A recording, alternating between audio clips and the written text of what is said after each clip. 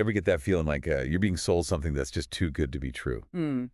Well, today we're diving deep into a story that takes that feeling to like an epic level.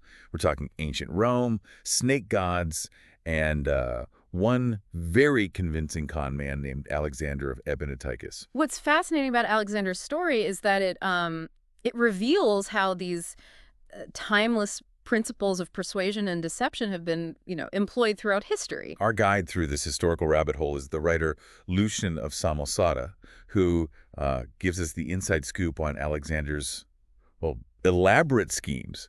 Now, Lucian, he doesn't mince words, describing Alexander as handsome, charismatic, Practically radiating divinity. Right. Talk about a red flag, right? Absolutely. It speaks to a key aspect of Alexander's success, his understanding of how to create a compelling persona. From the beginning, he was crafting an image designed to inspire awe and ultimately blind trust. And he honed those skills early on, apprenticed under a traveling miracle worker. Mm.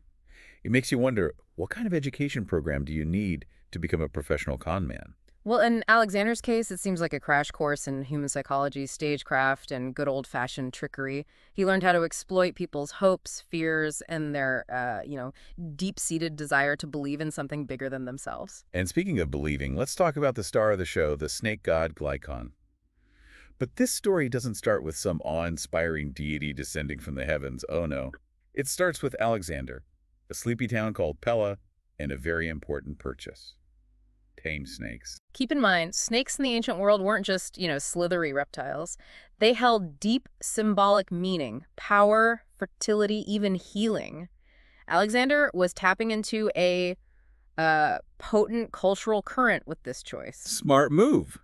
So he scoops up these docile serpents, already picturing his grand scheme.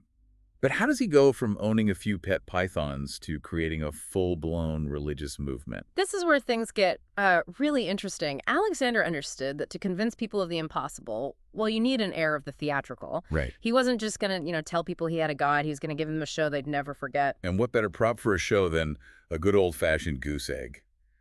Although, knowing Alexander, I'm guessing this wasn't your average breakfast omelet. You're right to be suspicious. This is where his genius for deception, honed during those early years, takes center stage. He plants a snake hatchling inside the egg. Wow. Imagine the delicate operation. And then strategically hides it at the construction site of his new temple. Okay, so he's got the egg, he's got the stage. What's the next act in this divine drama? He gathers a crowd, whips them into a frenzy with a passionate speech channeling gods, invoking prophecies, the whole works. Then, as if guided by divine intervention, he wades into a pool of water and retrieves the goose egg, presenting it as a gift from the heavens. Yes. The egg conveniently hatches, revealing the baby snake god Glykon to the world. Of course. It's amazing what a little misdirection and some well-placed lighting can do. Precisely. But Alexander knew he couldn't just stop there. He needed to cement Glycon's status as a powerful, growing deity. So he introduces another layer of deception, one that plays on our perception of time and scale. I have a feeling this is where that giant snake you bought earlier comes back into play, right? Exactly. He simply swaps out the hatchling for the larger snake, showcasing it in a dimly lit room to exaggerate its size. Suddenly, the god everyone witnessed being born just days ago appears to have aged rapidly, a testament to its divine nature. Clever. Creating the illusion of rapid growth. But here's my question. Did anyone notice that the snake god's head looks suspiciously artificial? That detail wasn't lost on Lucian, who described it as being made of linen, painted and manipulated with horsehairs to create the illusion of a moving jaw and flickering tongue. Hold on. A linen puppet. This sounds less like a god and more like something out of a street magician's act. And that's the brilliance of it. He was using techniques that would be familiar to illusionists even today.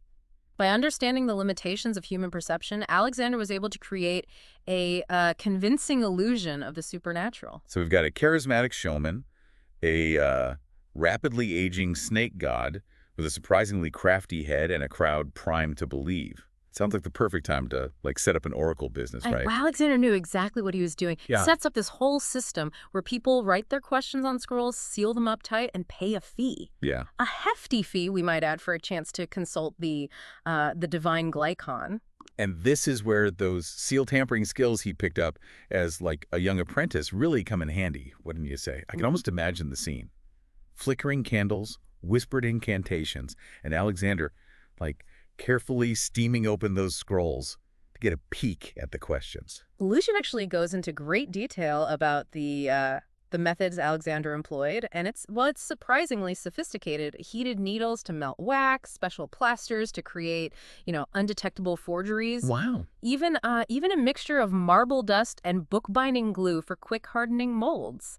The length to which he went to maintain this illusion is, I don't know, it's almost as fascinating as the scam itself. Talk about dedication to the craft, right? Yeah. But it begs the question, what kinds of answers was he giving? Vague pronouncements, specific predictions, Why? or maybe even some ancient life advice thrown in for good measure. It seems Alexander was something of a master of, playing the odds.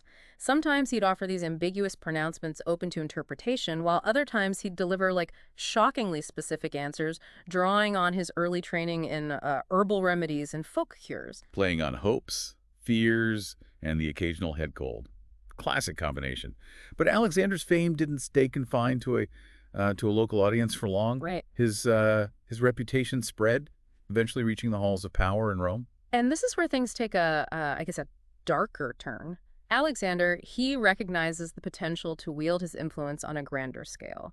He begins to weave his web, offering oracles on matters of politics, war, even natural disasters, preying on the anxieties of the Roman elite. It's a reminder that even back then, information, or the illusion of it, was like a powerful currency. Yeah. And Alexander wasn't afraid to exploit that. But even the most elaborate cons, they can't last forever, right? What ultimately led to his downfall? Ironically, it was a combination of his own vanity and an unfortunate medical condition. You see, Alexander, he took great pains to cultivate an image of, youthful vigor, including wearing an elaborate wig. Okay, I'm already sensing this isn't going to end well for our ambitious con man. You'd be right. When he contracted a severe leg infection, the physicians had to remove his wig to treat him, revealing a shocking truth. Alexander was, in fact, completely bald. So much for divine intervention, right? I bet that caused quite the scandal. It certainly did. But perhaps the most enduring aspect of Alexander's story isn't the spectacle of his, rise and fall, but what it reveals about our own enduring fascination with the unknown. Why do we so readily believe, even when faced with, overwhelming evidence to the contrary? It's a question that lingers long after the scrolls have been resealed and the snow oil has dried up. Were we captivated by the illusion because, on some level, we wanted to believe? It's something to ponder as we navigate the ever-shifting landscape of truth and deception even today.